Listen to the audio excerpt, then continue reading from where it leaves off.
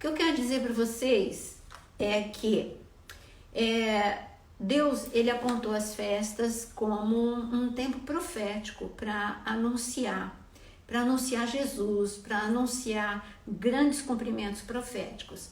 Pentecostes fala de um encontro com o resgatador, sim, mas nós vamos falar daqui a pouquinho sobre isso.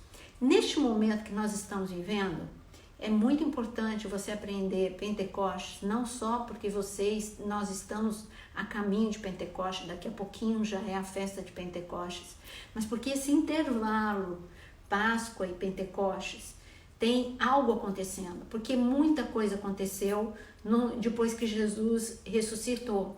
Nesse período, nesses 50 dias, grandes coisas aconteceram. E Deus é um Deus que mostra como aconteceu, porque continua acontecendo. E nós estamos vivendo um momento histórico, profético, no mundo, não é só nacional, mas é mundial. E algo está acontecendo nesse intervalo que os nossos olhos não estão vendo, mas literalmente está acontecendo. Ontem eu vi no feed de notícia do pastor Cote, eu vi a profecia da Cindy Jacob, e quem conhece a profeta Cindy Jacob sabe que é uma grande mulher de Deus, e literalmente toda palavra que literalmente é uma profeta, porque como está escrito em Deuteronômio 18, o verdadeiro profeta, toda palavra se cumpre. Olha que eu conheço o ministério dela há muito tempo, e toda palavra que Deus entregou para ela se cumpriu. Uma delas foi, ela estava, eu não vou perder muito tempo falando nisso, não dá tempo na aula, porque corta com 1 hora. Mas uma coisa, eu estava, acho que há 5 anos atrás, ou 4 anos atrás, numa Páscoa da Lagoinha, Deus deu uma palavra de que o Brasil seria abalado, de que o espírito de corrupção cairia por terra, e logo em seguida começou toda uma movimentação nesse sentido. E a palavra que ela liberou ontem, né, que o Espírito de Deus deu para ela, é de que algo fenomenal vai acontecer em Pentecostes, e que é para a gente ficar atento nesse período de Páscoa até Pentecostes. Então, muita coisa aconteceu, parecia que já muita coisa tinha acontecido quando o povo, você estudou comigo Páscoa, aliás, acho que eu dei tantas aulas de Páscoa, estão todas lá no meu canal, Naira Pedrini, e você viu que a Páscoa era um cumprimento profético, 2013, que ela liberou, fantástica aquela palavra. E não é só essa palavra, toda palavra que ela libera, que Deus dá, é vinda do trono mesmo. E essa palavra, ela está ali, né, sobre Pentecostes, então depois você vê. Mas o que eu estava te falando é que neste momento nós precisamos, então a Páscoa nós estudamos, vimos como é importante, aprendemos muito para a nossa vida, entendemos muito o tempo profético no tempo de Jesus, que era a plenitude do tempo chegou. Agora, quando a gente fala de Pentecostes, é a festa que estava ardendo no coração do Pai. É claro que Páscoa, precisava acontecer Páscoa para ter Pentecostes. Eu estou falando de Êxodo capítulo 12. Êxodo capítulo 12, ele falou que era para celebrar, ele disse como tinha que celebrar. Isso você já estudou comigo, se você não estudou, está no meu canal, Naira Pedrini. Então, tá bom. A primeira Páscoa foi celebrada no Egito. Só que Pentecostes não foi celebrado, o primeiro Pentecostes não foi celebrado no Egito, mas houve muita resistência para que acontecesse. Eu gostaria que você abrisse comigo, você precisa de Bíblia, papel e caneta. Êxodo capítulo 5, nós vamos abrir a palavra em muitos momentos. Você está estudando comigo, tá? Não é um bate-papo, você está estudando. Então, Êxodo capítulo 5, Deus começou a falar. Antes de falar da Páscoa, ele falou de Pentecostes. Olha no versículo 1. Depois foram Moisés e Arão e disseram a Faraó. O primeiro encontro que Moisés e Arão eles tiveram com Faraó. Assim diz o Senhor de Israel, deixai ir o meu povo para que me celebre uma festa no deserto. Eles só estão repetindo para Faraó o que eles receberam da parte de Deus. Deus falou que eles tinham que sair do Egito porque algo ia acontecer fenomenal. Era uma festa no deserto. Presta atenção, a festa de Páscoa foi no Egito, a festa no deserto foi Pentecoste.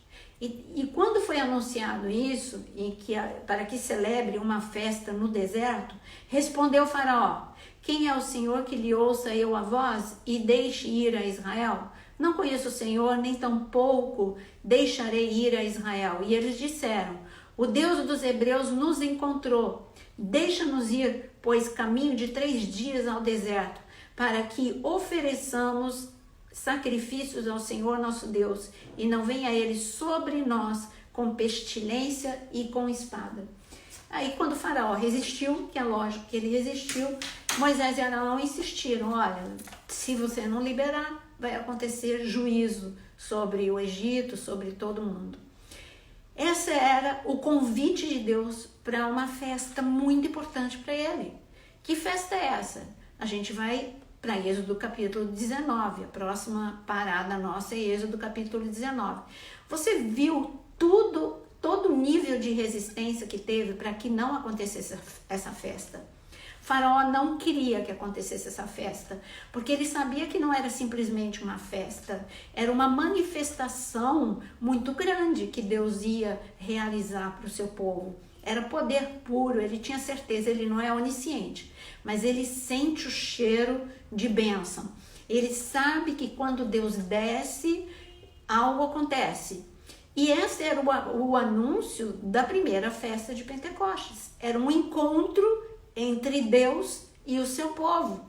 E eu digo para você que Pentecostes, quando o Espírito Santo vem, nós temos momentos em que nós vemos a Trindade trabalhar de uma forma, o nosso Deus é um, mas há momentos em que a gente vê a Trindade trabalhando sempre junto, claro, é um, mas é uma manifestação de Deus Pai muito forte no momento da criação, mas você vê o Espírito Santo pairando sobre a água, você vê a palavra que é Jesus sendo liberada. Você vê aqui no Egito a mesma coisa, você vê Deus Pai dando ordem, você vê a manifestação do Filho, o anúncio do Filho através do Cordeiro e do sangue, e nós vemos o anúncio da vinda do Espírito Santo aqui em Êxodo capítulo 5. Então nós vemos que é o poder de Deus por completo envolvendo o seu povo. É claro que você viu que teve muita resistência. Eu digo para você que nós somos uma geração profética. Eu tenho certeza que você já leu muito sobre avivamento.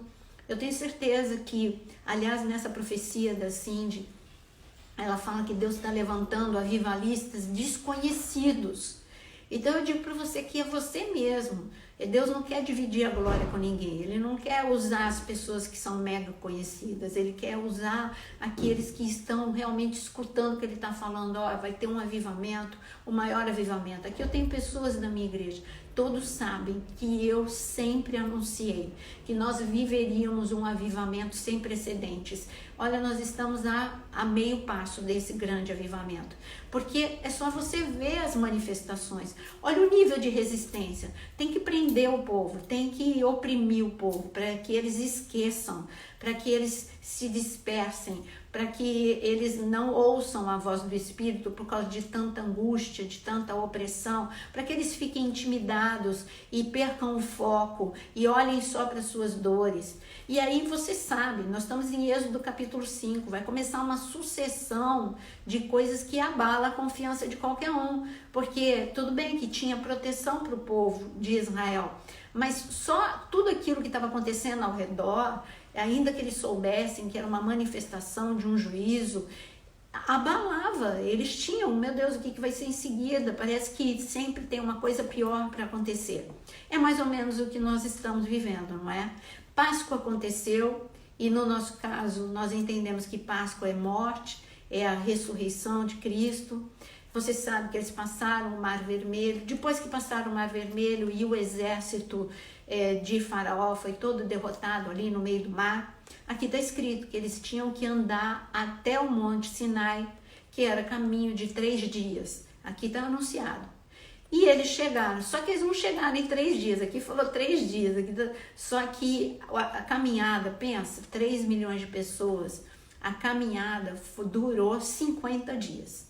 Depois da Páscoa, até chegar no Monte Sinai, isso está escrito logo nos primeiros capítulos de Êxodo 19, que eles levaram 50 dias para chegar até o Monte Sinai. Nada é por acaso, absolutamente nada.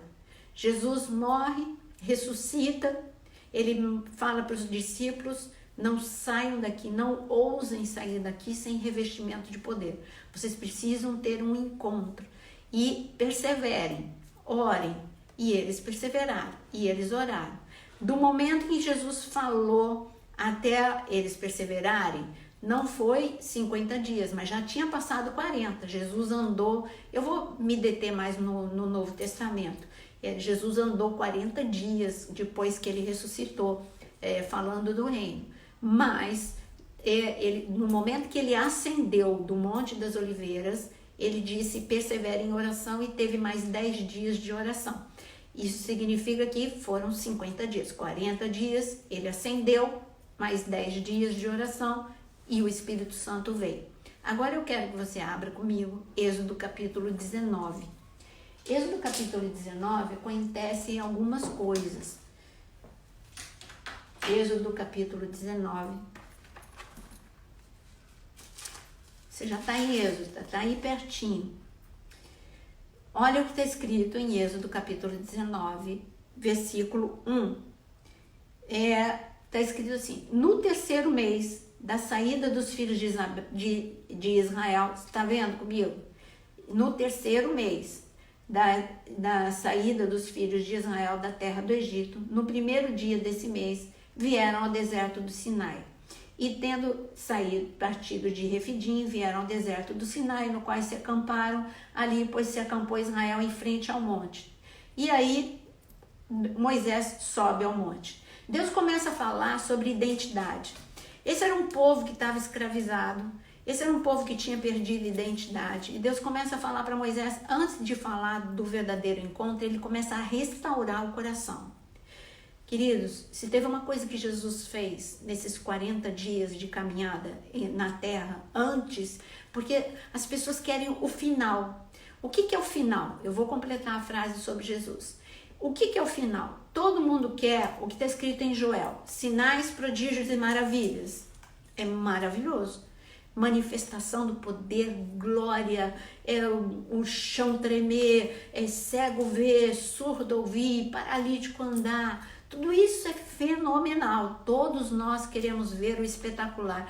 Nós somos pessoas que temos sede do sobrenatural. Você sabia disso? Se você não está focado na coisa errada, na coisa certa, você vai para a coisa errada. Porque existe dentro do homem uma sede natural pelo sobrenatural, que Deus colocou isso. Só que era para a gente canalizar para Ele. E quando você não conhece o caminho, a verdade e a vida, você vai por outros caminhos. Então, só que vocês sabem que esses líderes que eram Pedro, Mateus, Tiago, João, enfim, Felipe, todos os discípulos, eles tinham passado por muitos impactos. Eles tinham recebido não só o impacto da vida individual, como nós. Você chega agora, você é uma geração profética, tá? Tem muita promessa de Deus para nós, na nossa geração, a geração que viu Israel. Aí você fala, eu não era nascido. Meu amado, tudo bem que você pode não ter nascido, você ainda não era nascido em 1948, nem eu. Bem que nem eu, né? Mas tudo bem que você pode também não ter nascido em 67, que é a contagem regressiva, mesmo começou em 67, quando Jerusalém voltou para as mãos dos judeus e que foi estabelecida. Esse é Mateus capítulo 24, é a figueira que floresceu. Então, tudo bem que você não, tá bom, você não nasceu nem em 48, nem em 67, mas nós somos a geração a partir de 67. Isso fala de história moderna, nós estamos falando de ontem. Gente, 67 em relação à história é ontem. né? Não estou falando de 500 anos atrás, não estou falando de 1000 anos atrás, não estou falando de 2000 anos atrás. Eu estou falando que você é a geração que Jesus disse. Essa geração, a partir de 1967, ela é especial. Ela vai ver manifestações. Ela é profética. Ela vai ver a manifestação do Filho do Homem de uma forma que nenhuma outra geração viu. Então você é especial. Se eu estivesse na igreja, eu ia pedir para você falar para a pessoa do lado que você é especial. Mas você pode falar para você mesmo, põe a mão no coração, fala, você é especial. Você tem que entender, eu não estou dando aula de Pentecoste para você ter um conhecimento intelectual. Eu estou dando aula de Pentecoste para você saber que as festas apontam para cumprimentos proféticos. Páscoa aponta para a morte e ressurreição de Jesus. E Pentecoste aponta para o que já aconteceu, o Espírito Santo vir. Mas o Espírito Santo vir, nós temos um outro anúncio profético. O Espírito Santo é anunciado em Joel capítulo 2, que ele veio com uma intensidade sobre a igreja primitiva. Foi a primeira vez que ele veio e aqui permaneceu. Ele desceu e aqui permaneceu. Só que existe uma promessa em Joel capítulo 2 de uma descida do Espírito Santo maior ainda do que a de Pentecostes. Eu não estou falando só de um dia. Eu quero que você entenda que Pentecostes é uma mudança e uma capacitação para muito tempo. Quando você lê o livro de Atos, você poderia dar o nome do livro de Atos 30 anos, porque tem relatado, claro que tem mais do que isso, mas ali está relatado, que foi relatado por Lucas, são 30 anos que impactou, que transformou, que virou o mundo, não de ponta cabeça, pôs o mundo no lugar, não é? O mundo estava de ponta cabeça quando a igreja se levantou e o mundo passou a ser transformado por causa de 11 homens, 11 homens. Eles foram o princípio de tudo. Deus não lida com quantidade, você sabia? Você não precisa estar, ninguém me conhece. Não faz mal. Quem tem que te conhecer é o reino espiritual, pelo poder, pela autoridade, pela unção que está em você. Você tem que ser como a tribo de Issacar, conhecedor de tempos e épocas. E se você for como a tribo de Issacar, conhecedor de tempos e épocas, você vai entender que você está às portas deste grande avivamento, que é maior do que a igreja primitiva ela recebeu. É lógico que o diabo conhece a Bíblia melhor do que muita gente. Porque, gente, ele tem uma trajetória aí. Ele conhece, ele tem 6.000 anos de Bíblia na frente de qualquer um de nós. Ele conhece, Jesus mesmo disse. Ele recitou a Bíblia para Jesus na tentação.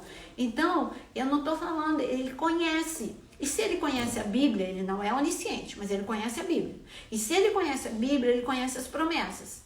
E se ele conhece as promessas, ele, por observação, ele entende qual é a geração profética. Ele não tem muita certeza. Tem um pouco, olha, parece que vai ser nessa geração, porque tem muita gente nascendo com muito anjo de guerra ao redor dessa gente. Eles são diferentes. Eu vou tentar destruir essa geração. Foi isso que aconteceu com a geração do Egito, onde foi dado ordem para que todos os bebês fossem mortos. Entre os bebês tinha Moisés, entre os bebês tinha Caleb, tinha Josué. Então era só gente da pesada. Aí quando Jesus ele nasce, outra ordem também para matar bebê. O que nós estamos vivendo é uma ordem liberada do reino espiritual para matar, roubar e destruir. Sempre teve isso, sim, sempre teve isso. Não com essa intensidade. É para matar, roubar e destruir a igreja. É para matar, roubar e destruir ministérios, propósitos, chamados. É para matar, roubar e destruir nossas crianças que são profetas, que são os evangelistas, que são os pastores, que são os missionários de daqui a um pouquinho. E é isso que eu estou te dizendo, fica atento. A gente fica no nosso mundinho, quem olha para o seu próprio, quem olha para baixo, só vê o seu próprio pé. E quem vê o seu próprio pé, só consegue enxergar o próximo passo. Você quer viver com esse nível de mediocridade? Não dá, não é? Você enxergar só o próximo passo, não dá. Você tem que olhar para cima, para o alto, entender que os pensamentos de Deus são maiores que os teus pensamentos, que os caminhos de Deus são mais altos que os teus caminhos. Você precisa saber que tem algo muito maior por detrás de tudo que a gente está vivendo. Eu escrevi um livro que eu não reeditei mais, mas eu lembro que num dos capítulos desse livro, que é As 6 Horas que Mudaram a Humanidade, eu disse que é para a gente perguntar o que é que tem por detrás do sofrimento. Jesus sabia que por detrás da cruz tinha você. Sabe, Davi sabia que por detrás de Golias tinha recompensa. Por detrás da fornalha de Sadraque, Mesaque e Abednego tinha honra. Por detrás da cova de Daniel tinha cargo maior, mais importante. Enfim, então o que é que está por detrás do que a gente está vivendo? O avivamento. O que é que está por detrás? Coisas grandes para a igreja, promessa para nós, como família, como igreja. Então, quando a gente chega em Êxodo 19, Deus começa ali, até uma conversa com Moisés. Eu vou pontuar algumas coisas da conversa. Tudo isso aconteceu em Pentecoste. É necessário você ler.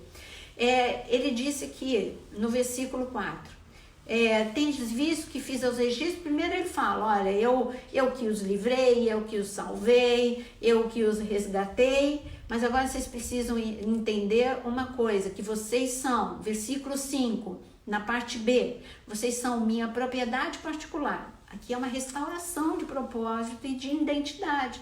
Olha, vocês não são qualquer coisa. Até aqui vocês tinham na cabeça de que vocês eram escravos, mas vocês não são mais escravos. É uma restauração de identidade. Vocês são minha propriedade particular. Para alguém mexer em vocês, mexeu comigo. Então você tem que entender que você é propriedade particular de Deus. E olha o que mais que ele disse. E vocês são mais, versículo 6. Vocês são reino de sacerdote. Vocês são nação santa. Aliás, é uma palavra que eles precisavam ouvir. Vocês não são um bando de escravos foragidos ou que foram libertos. Hoje vocês já são uma nação. A partir de agora, vocês não são despatriados, vocês são nação.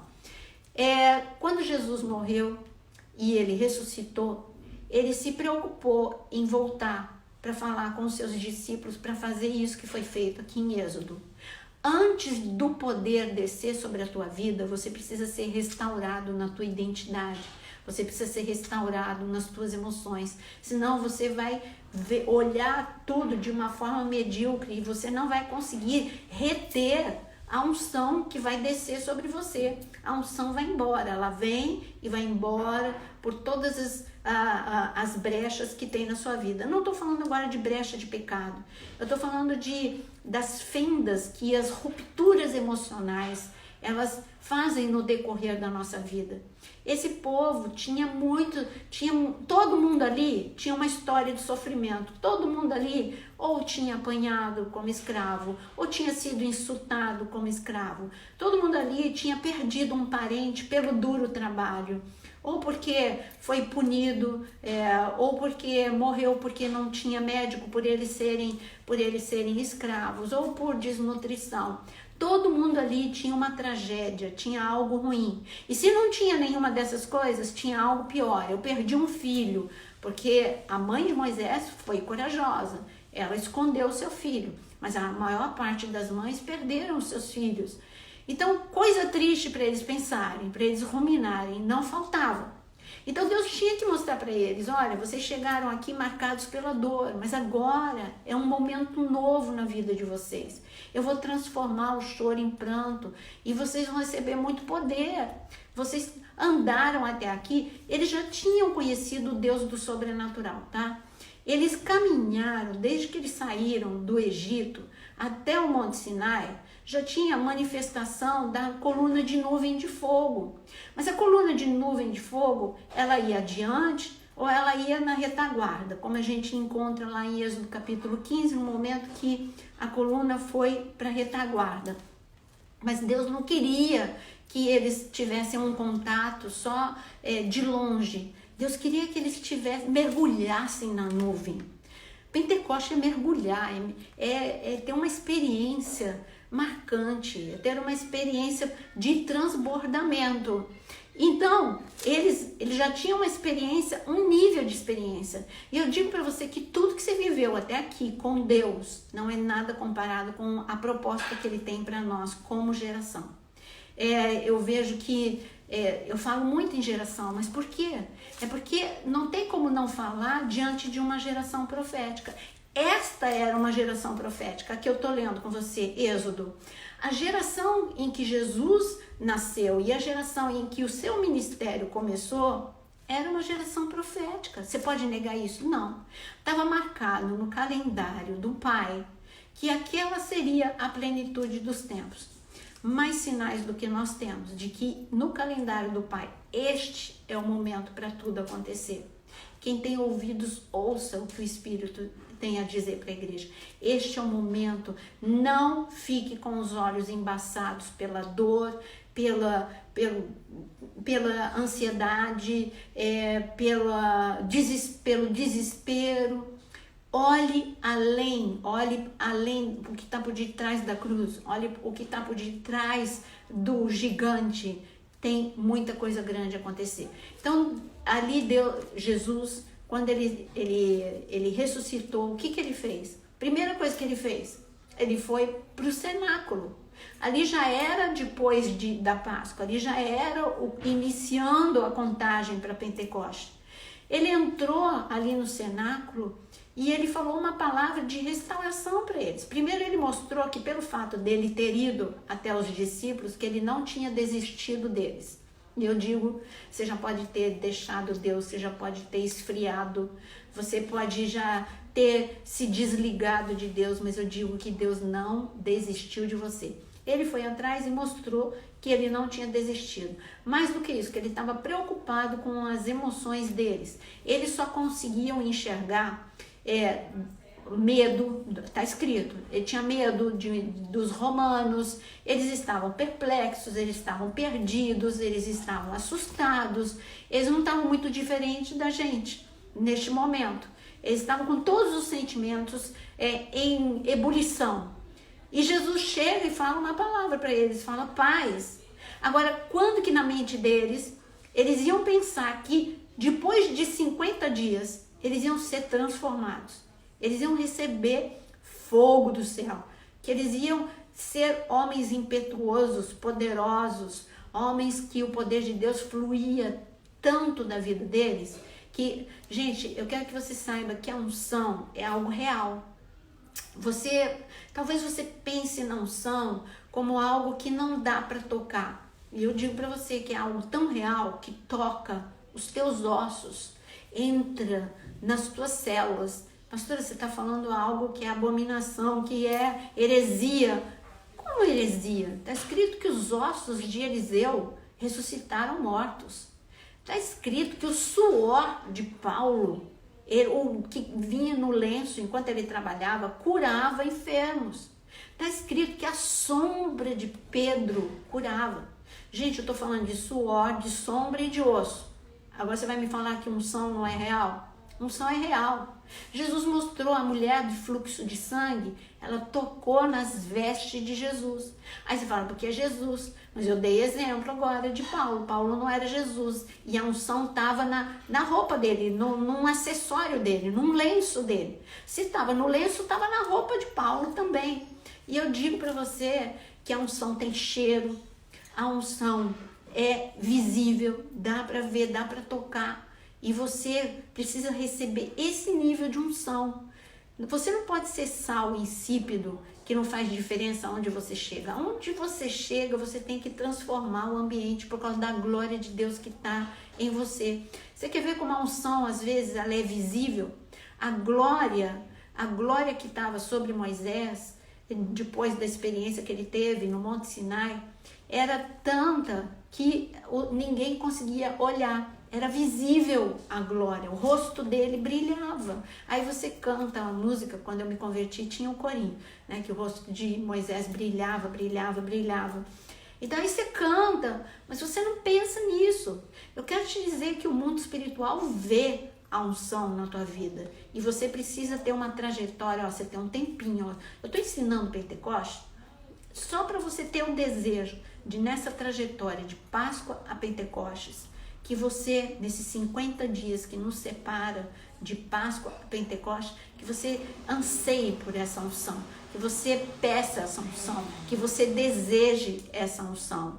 Então, voltando aqui, Jesus, ele foi para o cenáculo não uma, mas 2 vezes, porque ele viu que uma vez não era suficiente, não era só por causa de Tomé que ele voltou por causa de Tomé, sim, mas ele viu que os discípulos precisavam de um contato a mais com ele, antes dele continuar andando com eles durante 40 dias, mas eles precisavam de um impacto maior.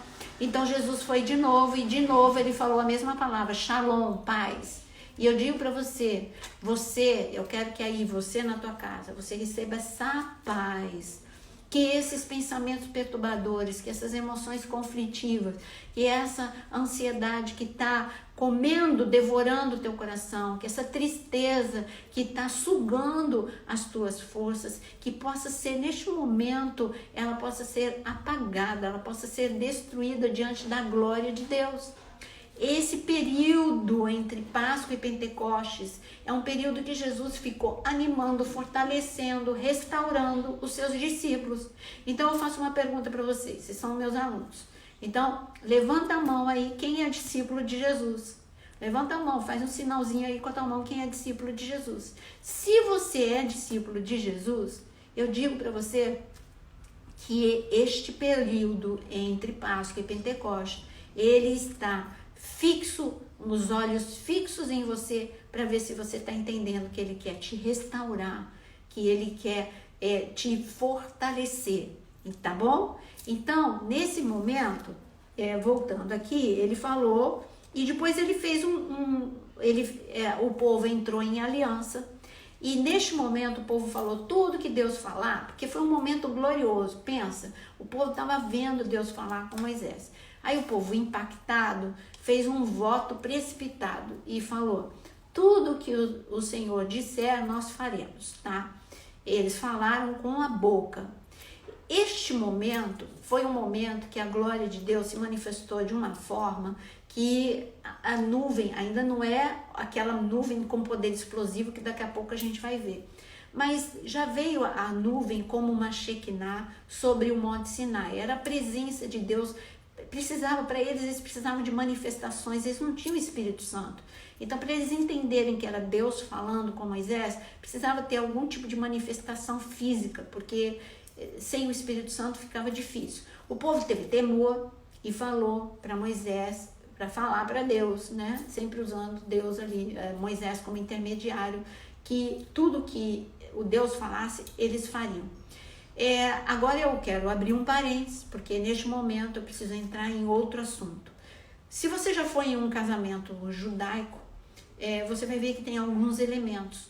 Um deles é uma tenda branca, em que fica ali o rabino para celebrar o casamento, e também fica o casal de noivos, né, que vão se tornar marido e mulher, embaixo de uma tenda branca, a rupá, que ela pode ser, ela chama rupá, H-U, que o H tem som de R, rupá, H-U-P-A. E nessa rupá, é ali que existe um compromisso, uma aliança é estabelecida entre o noivo e a noiva, e tem muitas testemunhas ao redor, e enfim, é um momento solene. E eles colocam essa rupá porque ela é branca, porque simboliza a glória de Deus, tipo como uma nuvem, que o casal está debaixo da glória de Deus.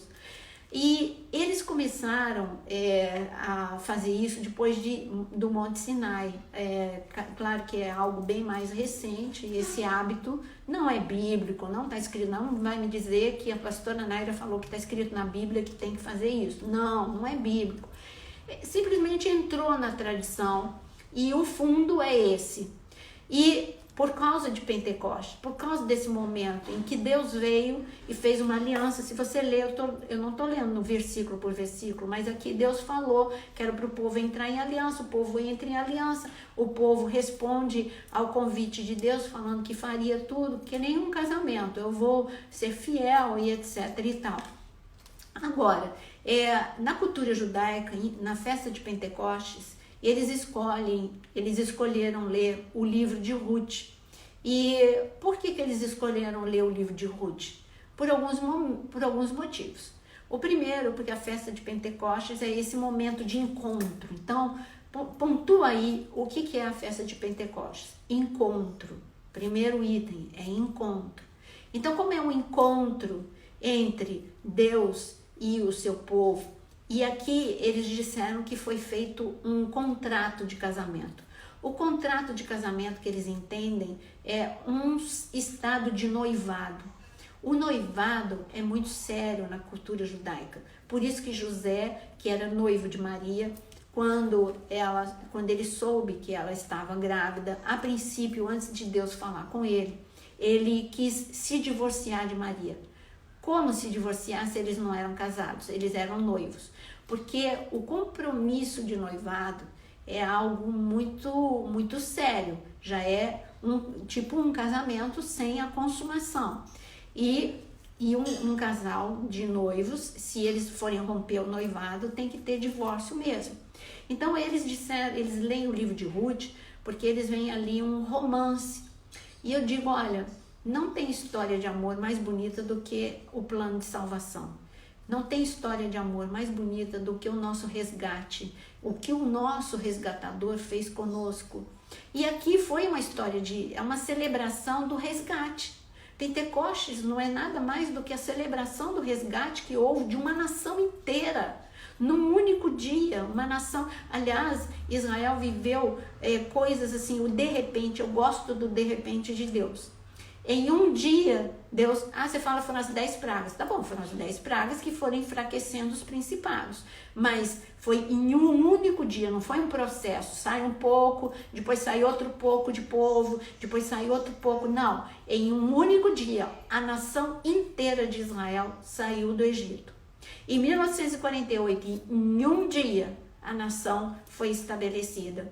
E eu digo para você que, de repente, tudo que a gente está vivendo vai ser interrompido e nós vamos viver o momento mais emocionante da história da humanidade, que é esse nível de avivamento que Deus está prometendo.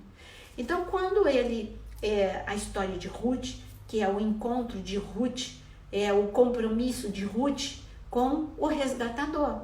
E o resgatador Boaz, o nome dele Boaz, significa em hebraico, nele há força. Tudo que a gente precisa para esse momento é o que Ruth teve. Reversão de história, da pobreza, ela foi para a abundância, da tristeza, ela viveu alegria, de não ter filhos, ela se tornou frutífera, fértil, e ela deu à luz a Obed, que significa presente de Deus. Enfim, você vê que foi uma história de reversão, de restituição, de resgate. E assim foi também com o povo aqui em Êxodo capítulo 19, a celebração de um resgate, o plano de salvação da nação de Israel.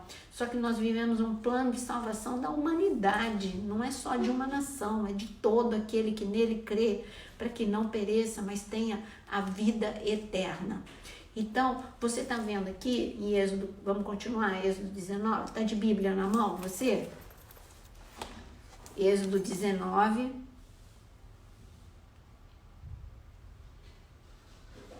vamos lá, vocês estão animados, hein? Êxodo capítulo 19, continuando aqui, eu falei que o Senhor veio restaurar, e então o povo respondeu, versículo 8 a 1, todos responderam juntos, tudo que o Senhor falou faremos, e Moisés relatou a Deus as palavras do povo, e disse o Senhor a Moisés, eis que eu virei a ti, agora já é uma segunda manifestação. Eu virei a ti numa nuvem escura, para que o povo ouça quando eu falar contigo, e para que também creiam sempre em ti, porque Moisés tinha anunciado as palavras do seu povo ao Senhor. E disse também: vai ao povo, purifica hoje e amanhã, lavem ele as suas vestes e estejam prontos para o terceiro dia, porque no terceiro dia o Senhor, à vista de todos o povo, descerá sobre o monte Sinai. Estejam prontos. Bom, eu disse que esse período de Páscoa, Jesus, ele foi no cenáculo 2 vezes. Mas ele se limitou a esse momento de restauração? Não. Gente, lá em João capítulo 21, ele foi a etapa 2 da restauração, etapa 3, né? Porque ele foi 2 vezes no cenáculo. Aí tudo bem, ele reafirmou ali que ele confiava neles, que eles eram a geração especial e que muita coisa ainda tinha que ser feita, que eles não tinham que ter medo daquilo que eles estavam vivendo. Mandou eles para Galileia para depois eles voltarem para Jerusalém para perseverar. Eles foram, e ali você tem João capítulo 21, que é restauração. Não foi só a restauração de Pedro, quando Jesus foi dizer para Pedro: você me ama, por 3 vezes, e Pedro respondeu por 3 vezes que amava Jesus. Não foi só. A de Pedro teve que ser mais profunda, porque foi ele que negou Jesus. Mas todos eles receberam restauração do chamado. Eles estavam se sentindo perdidos, achavam que nada mais ia acontecer na vida deles. E eu sei que tem muita gente achando, não é por causa do momento que a gente está vivendo, mas por causa de tudo aquilo que já estava vivendo antes, achando que já passou da hora, que você já respondeu na hora errada e que você não tem mais chance com o teu chamado. E eu digo para você que ainda dá tempo, e Deus, ele veio nessa noite. Essa é uma aula que ele está vindo para te resgatar, para te restaurar, porque ele quer derramar sobre você uma medida sem precedentes do Espírito Santo. Aí, parou nisso a restauração de Jesus? Não! Está escrito que ele ficou 40 dias falando do reino. Quando a gente ouve isso que está escrito em Atos capítulo 1, que Jesus andou 40 dias falando do reino, você acha que ele só ficou falando de fé, de arrependimento, de santidade? Você acha que ele falou só de coisas espirituais? Claro que ele falou de coisas espirituais, mas é claro que ele falou também de coisas emocionais. Como? Eu tenho prova? Lógico. Primeiro que eu te mostrei já 3 episódios em que ele foi falar sobre coisas espirituais, sobre restauração emocional. 2 vezes no cenáculo, uma vez em João capítulo, mais uma vez em João capítulo 21. E aí em Lucas capítulo 24, já é depois da ressurreição. E ali tinha 2 discípulos muito desanimados. Ali eles só conseguiam ver perdas e frustrações. Eles só conseguiam ver o que de ruim estava acontecendo no presente. E eu digo que, assim como eu disse anteriormente, aquele que olha para o pé só consegue enxergar o próximo passo. E esses 2 discípulos de Emaús, eles só estavam enxergando o próximo passo, que era em direção oposta ao que Deus queria. E ainda por cima estavam enxergando o passo errado, hein? E o que Deus queria para eles era Pentecostes. Quando eles voltam, depois que eles entenderam que era Jesus, que Jesus restaurou o coração deles, trouxe novo ânimo, nova esperança, mostrou que ele não tinha desistido dos seus discípulos, está escrito que eles receberam uma força tão grande, espiritual, emocional, que eles saíram correndo e voltaram no mesmo dia para Jerusalém. Você acha que alguém conseguiu tirar esses 2 discípulos de Jerusalém antes que Pentecoste acontecesse? Claro que não, com a experiência que eles tiveram com Jesus de restauração, não. Então Jesus, ele ficou, isso está registrado, isso é o que está registrado. Agora imagina os encontros, está escrito em Coríntios que mais de 500 pessoas de uma só vez viram Jesus. Então Jesus, ele ficou trabalhando durante esses 40 dias, preparando, firmando o alicerce emocional desses homens, gerando fé, gerando esperança, já um pré-avivamento para o que eles viveriam no dia de Pentecostes. E quando a gente olha aqui para o Monte Sinai, você vê que o que aconteceu em Pentecostes, em Atos capítulo 2, está de mãos dadas com o que aconteceu aqui em Pentecostes. Uma coisa complementa a outra.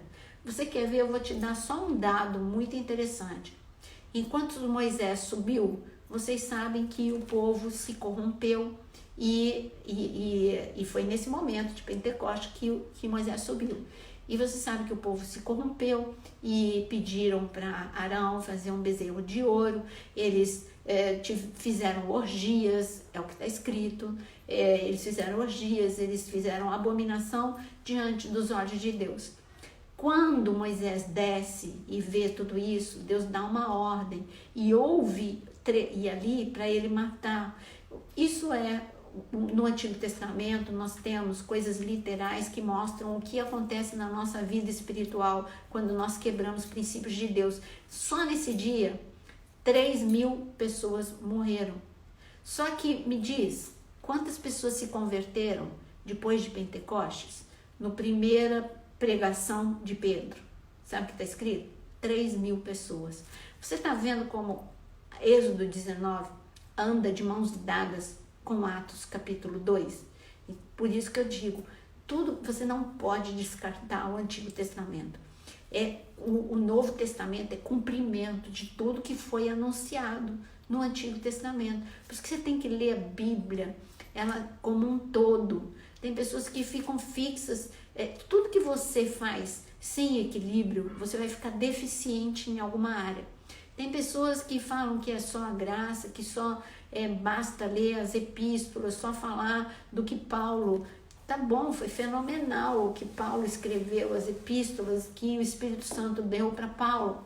Mas se você não amar os evangelhos da mesma forma que você ama as epístolas, você vai ficar capenga, porque é Jesus falando. Se você não amar o Antigo Testamento do mesmo jeito que você ama as epístolas, você também vai ficar capenga, porque é impossível. Inclusive, eu digo para você que é impossível você entender Apocalipse se você não amar e entender Daniel. Porque Jesus dá a dica de coisas que está escrito só em Daniel e não está em Apocalipse. Está lá em Mateus 24, ele falou, leia Daniel, como está escrito. Olha só. Então, nós temos que amar a palavra de Gênesis a Apocalipse, porque ela é Jesus, a palavra é Jesus, não tem nada antigo, é tudo, nós precisamos para entender o que já foi cumprido. Bom, Deus anunciou que algo espetacular aconteceria. Deus falou, olha Moisés, se eles já ficarem impactados com esse nível de manifestação, vai ter uma manifestação muito maior. Mas só que diz para eles que para ter essa manifestação, eles têm que estar prontos. Quando eles saíram do Egito, eles tinham uma palavra de ordem. A palavra de ordem era pressa e prontidão. Prontidão e pressa é a mesma coisa. Então, o prontidão dá mais um sentido...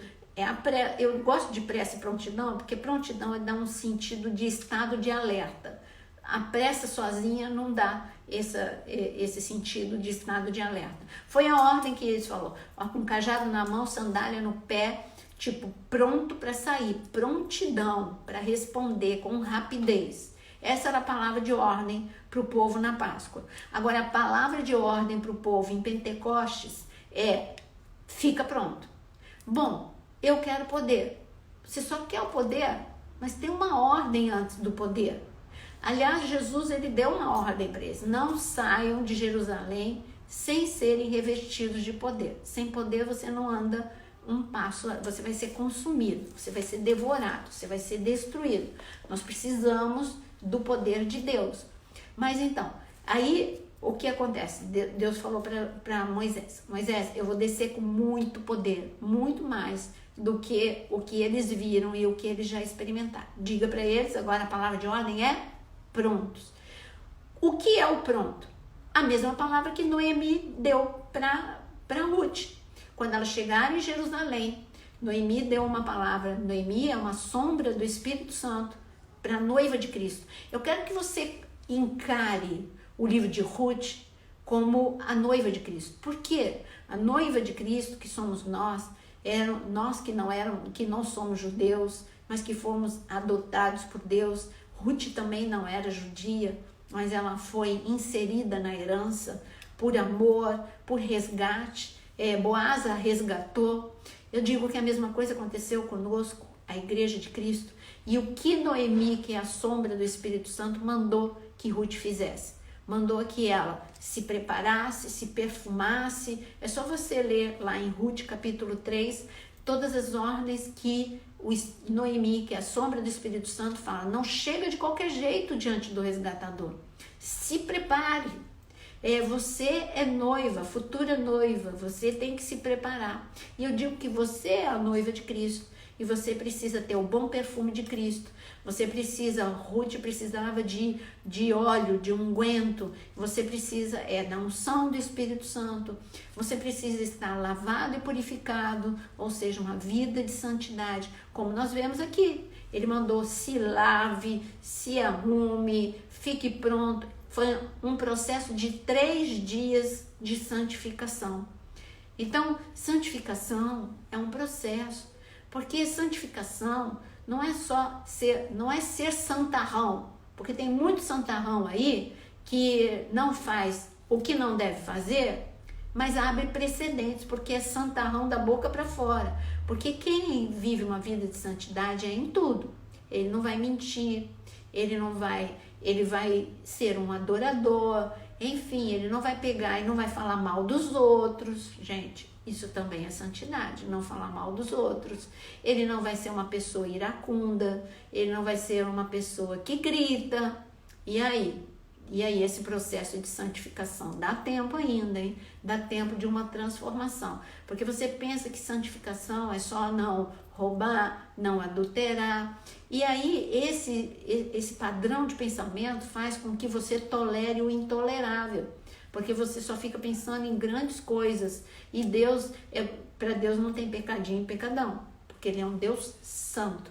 E Ele está falando, noiva de Cristo, a ordem é a mesma. Se santifique, se prepare, porque eu vou descer. Você pode ficar fora da coisa.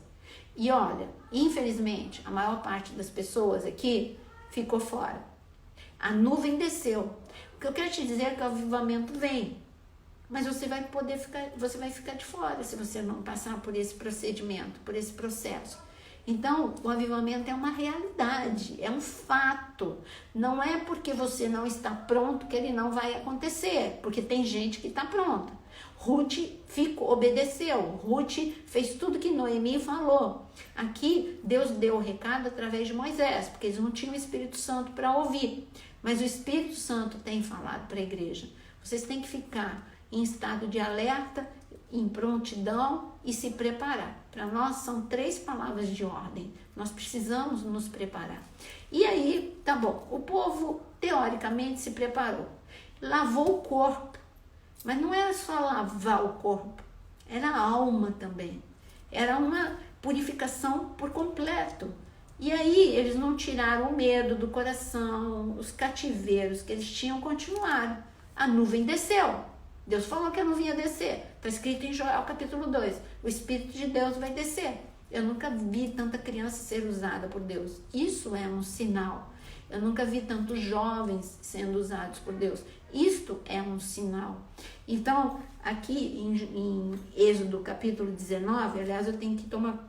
Gente, eu tenho 5 minutos. Então, Êxodo capítulo 19, está escrito então, no versículo 11, que estejam prontos para o 3º dia, porque no 3º dia o Senhor, à vista de todo o povo, descerá sobre o monte Sinai. E qual é a promessa em Joel 2:28? Que o Espírito Santo vai descer sobre nós. Ai, agora me deu pânico, porque eu tenho 5 minutos para acabar a aula. Volta. Então, mas aí para voltar, oh Deus, aí não volta, esse que é o problema. Aí eu volto e tem um povo que não volta, e aí fica meio desconexo. Eu acho que eu marco outro dia com vocês. Que levanta a mão aí quem prefere outro dia, porque tem gente que não volta, porque é muito tempo de aula, não absorve, não é? Então, deixa eu ver aqui o que vocês estão falando aqui, tá? Eu vou pela maioria, tá?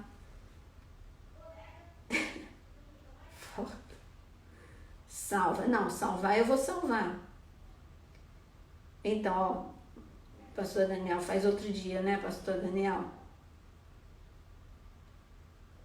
É muito rápido, passa muito rápido.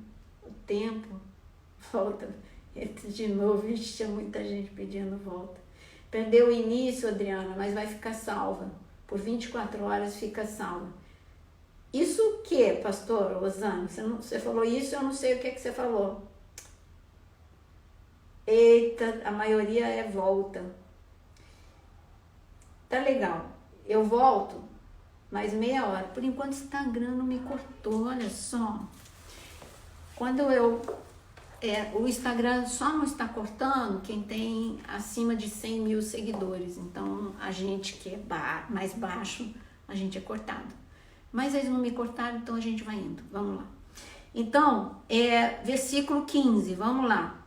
Ele está falando no versículo 13 que vai soar longamente a buzina e então subirão ao monte. Olha qual era o convite. Subir ao monte. Gente, nós precisamos o next level. Sabe o next level?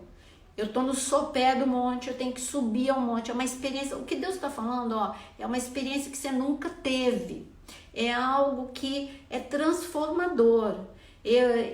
Assim, eu vivi um avivamento individual. Foi tão transformador que ele dura até hoje na minha vida. Então eu digo para você, você não precisa, mas eu estou na quarentena. Você pode ter essa experiência no teu quarto. E você pode ter experiência no dia em que for pregado Pentecoste. O dia que você estiver preparado, o dia que você estiver pronto, vai descer. Mas nós estamos a caminho de Pentecoste. Eu creio mesmo nessa palavra que assim de Jacob, que Deus deu para ela. Eu creio mesmo. Então o convite de Deus não era para ficar no sopé do monte. O convite de Deus em Pentecoste era subir o monte, para ter um encontro com uma nuvem. Como que era a nuvem, gente?